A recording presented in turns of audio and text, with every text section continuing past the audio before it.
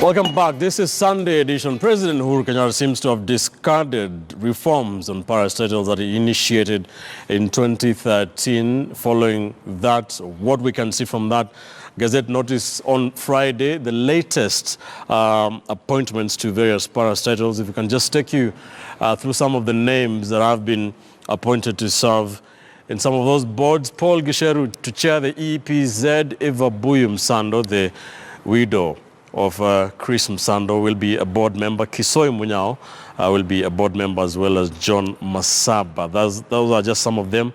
That is the export processing zones. We also have appointments in the Higher Education Loans Board, where former Senate Speaker Eko Uhuru will be the chairman. Ahmed Isaac Hassan, former chairman of the Independent Electoral and Boundaries Commission, will serve as chair of the Kenya Industrial Property Institute, KIPI. We also have Zedekia Bundotich Buzeki, who ran for Western Gishu governor position in the last election, has been appointed to serve as chairman of the Chemelil Sugar Company Limited Board. David Osiani will be a board member. Christine Atieno Otieno, a former Kisumu gubernatorial contestant as well, will serve as board member of Chemelil Sugar. We also have seen other people land jobs in those parastatals. John Munuve, Sacco Societies Regulatory Authority. Paul Otieno Nyamodi, former LSK Vice Chair. Faith Waigwa, Public Procurement Administrative Review Board. We also have other appointments. Moses Akaranga, former governor of Vihiga County, to serve as chair of National Environment Trust Fund. Norman Magaya, NASA CEO, to serve as board member of the Kenya Film Classification Board, KFCB.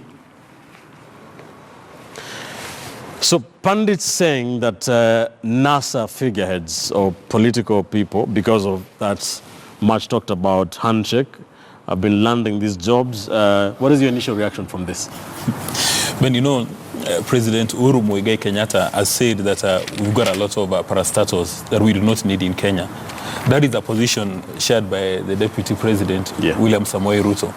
That is the position shared by Raila Odinga. That is the position shared by Musalia Mudavadi.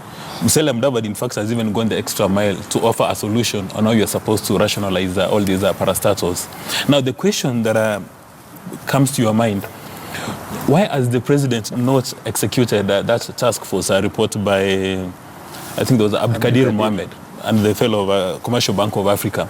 Why has he not done rationalization of these parastatals? Because most of these parastatals, again, if you go through the books at the National Assembly, the books indicate that the only allocation they get is a recurrent expenditure. So essentially, you are employing people, you're giving them offices, and you're supplying them with flowers and tea, but there is nothing they're delivering.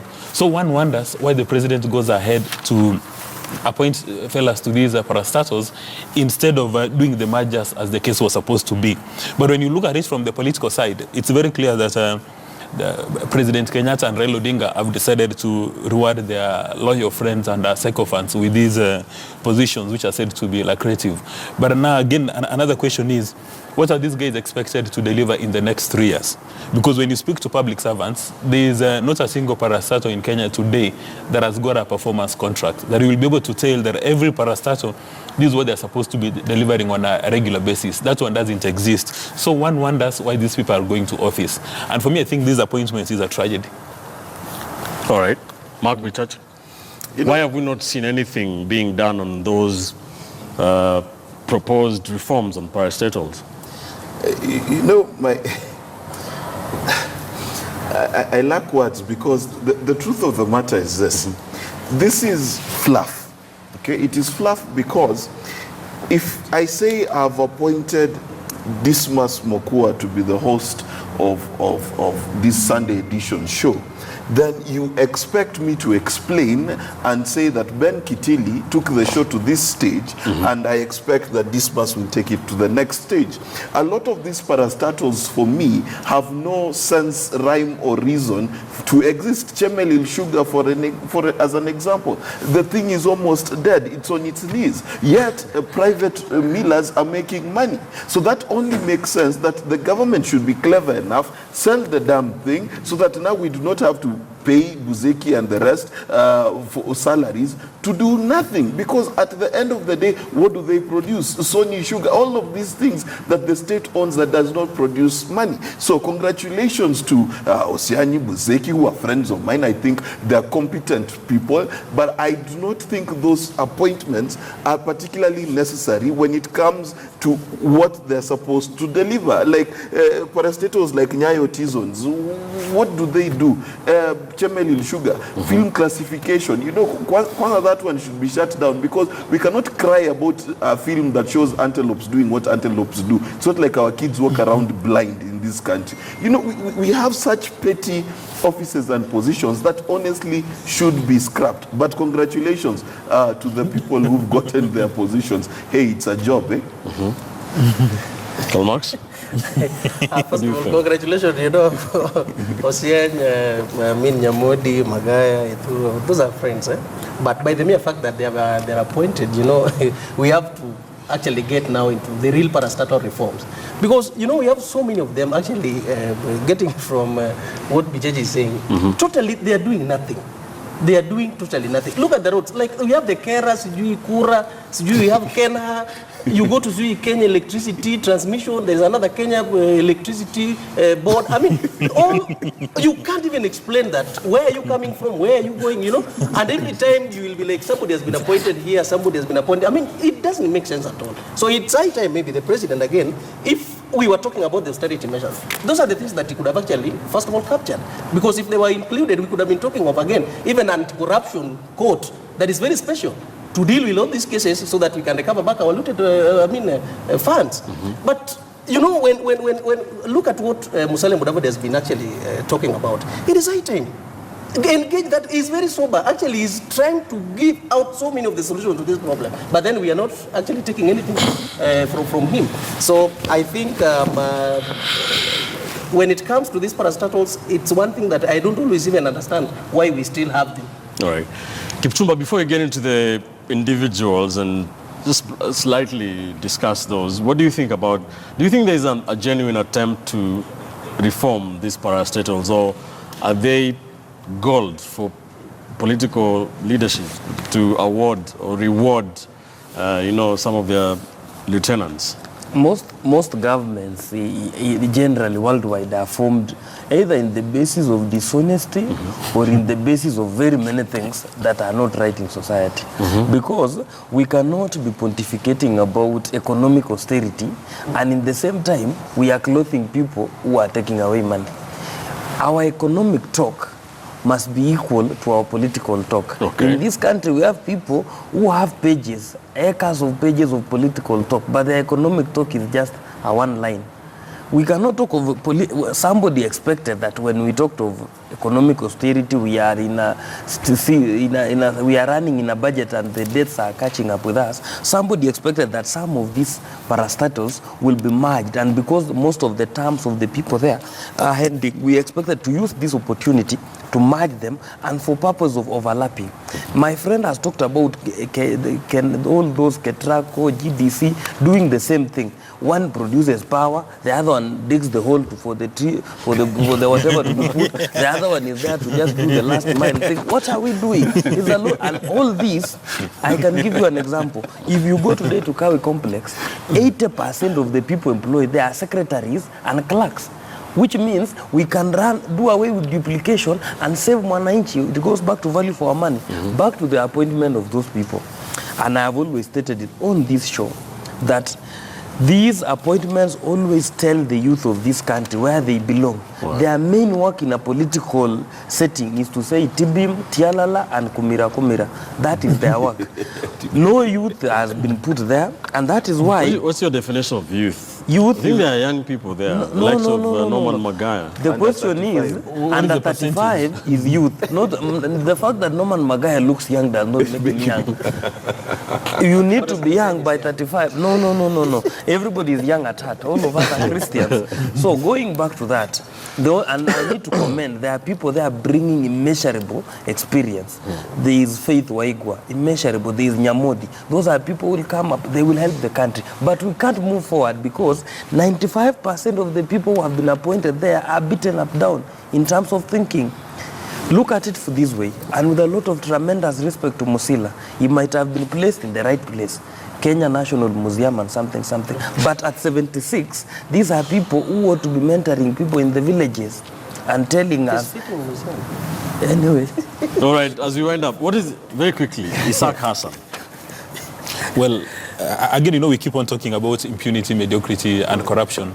Isaac Hassan left IBC in a manner that was considered to be unceremonial, that he had stepped on the toes of Kenya, and at the fountain of democracy, he had decided to dilute everything, apply poison, and things were in a mess. And yet he gets rewarded. So actually what we are being told as the youth, although I'm not in that category, is that if you venture into mischief and people notice, there's a probability that you're going to land a state position. And I think that's what we are being told. Because out of that list, and Kipchumba has mentioned of Dr. Musila. I mean, Musila was appointed as the chair of this museum. I read Musila in history books as a provincial commissioner. And yet he's been given a job now. And you're not in that. And I'm not in that. I'm not in that bracket, and I doubt whether I can be given that kind of position. Are there not people who sang Tibim or Kumira who've got a bit of knowledge who would have taken those positions? Those are the guys who are supposed to be given those positions. Right. But going back to the crux of the matter, Ben, it's about this issue of the National Assembly and the way they've let Kenyans down.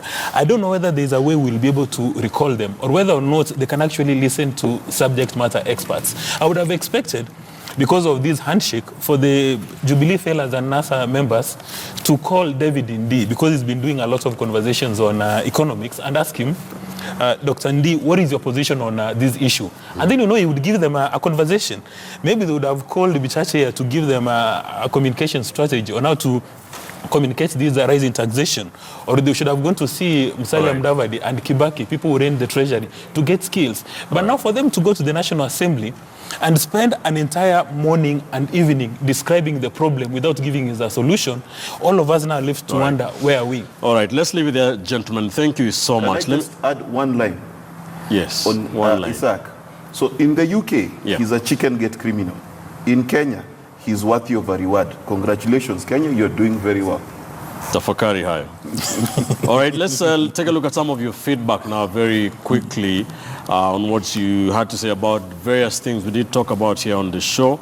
We have Charles Kipkule saying the MP's rebellion in Parliament last week, despite the strong whipping at their respective PGs, was a referendum on and a rejection of the handshake, which was remained a 2-month detent that has not been extended beyond its true principles. Thank you, Charles, for your contribution. Clement says Kipchumba has nailed it. The government must jealously protect hard-working farmers from corrupt middlemen and ensure farmers get the best prices for their produce. There's a lot of congratulatory messages for you, Kipchumba.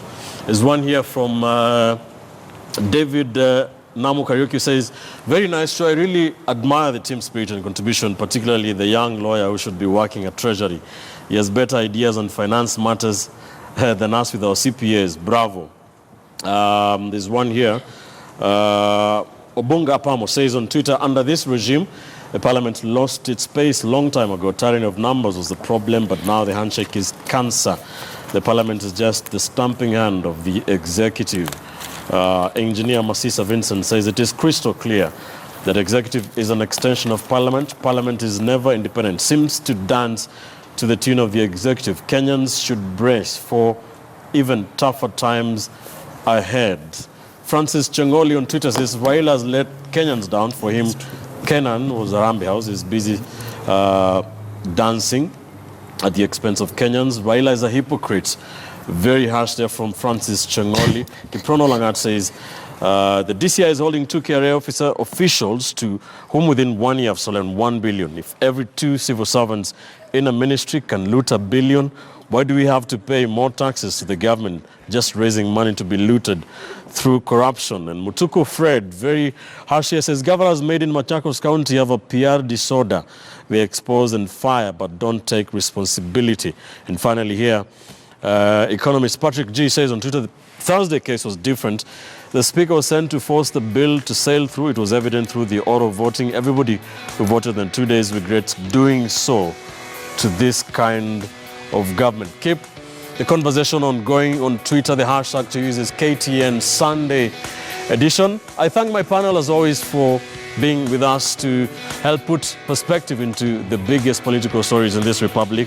Lawyer and political strategist Kipchumba Karori, political analysts Kalmax Odhiambo and Mark Bichachi, and political risk analyst Dismas Mokua. Thank you. Always a pleasure having you with me on this show. That's how we leave it. Be sure to join us every Sunday morning from 11 a.m. to 1 p.m. on Kenya's premier Sunday morning political show, Sunday Edition. I'm Ben Kitili. Bye for now. Don't go too far, though. Coming up